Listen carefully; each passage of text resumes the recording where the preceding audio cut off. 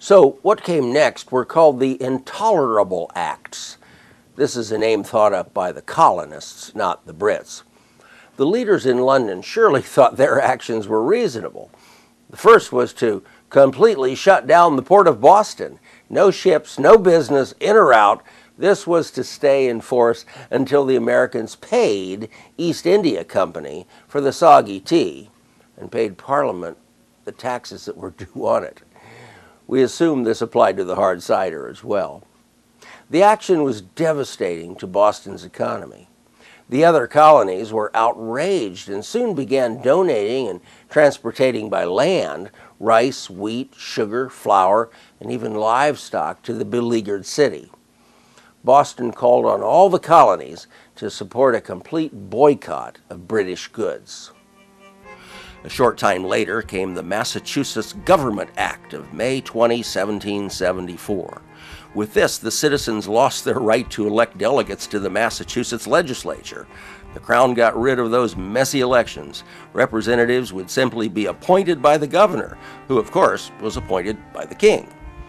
And then they also forbade town meetings, which had developed over decades, that this was the way in which the Americans at Concord or wherever the town meetings, the various villages all around there, the Massachusetts Bay Area, that they were forbidden. In addition, all local officials and local judges would be appointed by the governor.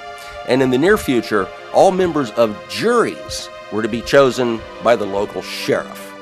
And a couple of other things. If a British official was accused of a serious crime, they could be sent back to England to make sure they got a fair trial. Of course, that's ironic, remembering that the British soldiers charged with murder in the Boston Massacre were for the most part acquitted. There was also a new Quartering Act. This one required colonists to house and feed British troops in their private homes. Of course, this anger over quartering soldiers later became the Third Amendment to the U.S. Constitution. But also related is that many colonists objected to the presence of a full-time standing army in the colonies. What a lot of people don't realize is that the greatest fear of the founding generation, the framers of the Constitution, was the fear of a standing army. They would be horrified and deeply frightened by the military that we have today. Their example, what they wanted to protect against, was Julius Caesar marching in with his legions, crossing the Rubicon to overthrow the Roman Republic. That was their greatest fear, and that's what's reflected in the Third Amendment. Keep in mind that from the colonist point of view, the British Army wasn't there to protect them from some foreign enemy. They assumed the British Army viewed them as the enemy. And there was one final bit of insult called the Quebec Act, which, among other things, proposed to give the French, whom they had recently defeated in war, large territories of land west of the Appalachians, which was denied to the colonists. The Americans saw this as a British attempt to get the colonists back at war with the French and the Indians. We have posed the question, what did the British do that ticked us off so much? Well, now we know. And taking all this into account, these English citizens, known as colonists, made one final point. The actions of the Crown and Parliament were a violation of their freedoms granted by the British Bill of Rights of 1689. It was all coming to a head. And there's one more interesting footnote. We've all heard the phrase taxation without representation, implying that the colonists were being taxed but had no elected representatives in the British Parliament. Was that true? Yes, it was. But the British had an answer to that charge. And the best way to explain it is to think about the modern-day computer games and the make-believe concept we call virtual reality. The leaders in London said the members of Parliament, duly elected in England, care about the colonies and are taking good care of you. Therefore, and this is the phrase they actually used, you have virtual representation in Parliament. Like the computer games, it was a make-believe world. Well, if we couldn't serve in Parliament, the colonists concluded, they would create their own.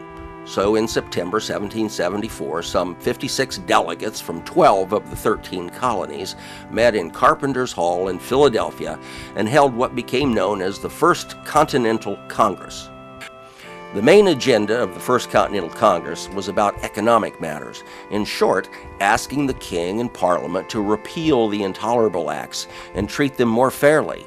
They sent to London a petition to that effect. So about 8 months later, in May of 1775, they held the Second Continental Congress. Now, there were still colonial leaders who did not want to break with England, who still hoped for a settlement. In fact, the revolutionaries were likely a minority. A lot of people didn't support the move towards revolution. John Adams later on estimated that a third of the population was for revolution, a third of the population opposed the revolution, a third of the population just put their finger to the wind and saw which way it was blowing. I think a lot of people in the in the North American colonies really viewed themselves as part of the British Empire, that they benefited from the empire, they benefited in terms of their own trading relationships, in terms of their status, in terms of how they viewed themselves. And you have to remember, a lot of the American colonists who ended up supporting the revolution at first identified very closely with this British Empire. George Washington, for example, was always frustrated over the fact that he never could secure a commission in the British Army, that he continued to be a colonel in the Virginia militia.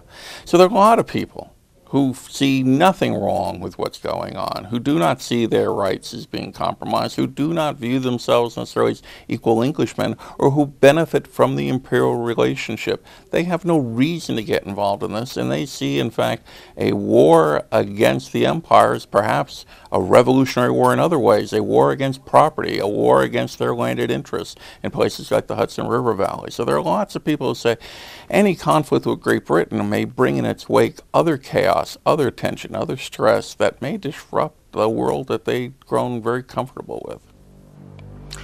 But even before the Second Congress met, there had begun a certain amount of shooting. An increased number of British troops arriving were finding themselves in conflict with various makeshift local militias. Of course, the most significant such conflicts were a month earlier, in April 1775, the battles of Lexington and Concord, which marked the beginning of the Revolutionary War. It is important to note that at that time, the colonial revolutionaries did not have an army. You could say the Americans at the Second Continental Congress in May 1775 began preparing for war, but in reality, the war had already started a month earlier. On April 14, British General Thomas Gage, whose troops occupied Boston, received approval for a plan to arrest the key colonial leaders and confiscate the militia's weapons, which he believed were being stored in Concord, Massachusetts. On April 16th, he sent a scouting party out toward Concord to see what they could learn. The greatest effect of this scouting effort was to allow the militias to figure out what the Brits were planning. 2 days later, on the 18th, the general sent a 700-man force on the road to Concord. Of course, by this time, the colonists knew what was coming, had removed their armaments from Concord, and set up an early warning system as to where the British troops were. The British arrived first at the village of Lexington. The small militia was far outnumbered and decided not to attack. Still, a shot rang out and the British opened fire, killing 8 Americans and wounding 10. The British Army moved on to Concord and began searching for the militia's weapons. Now, the colonists stayed under cover. They knew the English wouldn't find much anyway. But what the militia was really doing was waiting for another nearby militia to arrive as reinforcements, which it did. Finally, the Americans engaged the British, inflicting casualties, and took some themselves. Then they pulled back and allowed the army to leave. The colonists had made the point that they could stand up and fight. But the day wasn't over. Letting the English leave, whether intentionally or accidentally, worked out well for the Americans. For all during the British long march back toward Boston, local militias hidden in the trees fired on the retreating troops. In total, the Massachusetts militia lost 50 killed, 39 wounded, and 5 missing. The day, and especially the long march home, cost the British 73 killed, 173 wounded, and 26 missing. The fighting at Lexington and Concord proved to be the opening battle of the American Revolution. In May, the Second Continental Congress, again in Philadelphia, urged each colony to set up and train its own militia, and in June 1775, they voted also to establish an actual Continental Army. The unanimously selected commander-in-chief was to be George Washington of Virginia. Meanwhile, the British Army received reinforcements from England, bringing their numbers to 6,000 well-trained soldiers. And in mid-June 1776, there was developed a plan to send a force from the city to track down and destroy those rebels once and for all. The colonial commanders decided their best defense would be at the top of a place called Bunker Hill. They went there and started building fortifications. The British arrived and began an attack. The American commanders ordered their troops not to shoot until the Brits were very close. Thus, it would seem, came the phrase we've all heard, "Don't shoot until you see the whites of their eyes." That approach worked very well, but the much larger British force attacked Bunker Hill 3 different times. Eventually, when the Americans ran out of ammunition, they retreated and the British claimed victory, sort of. The battle cost the Americans 115 killed, 305 wounded, and 30 captured.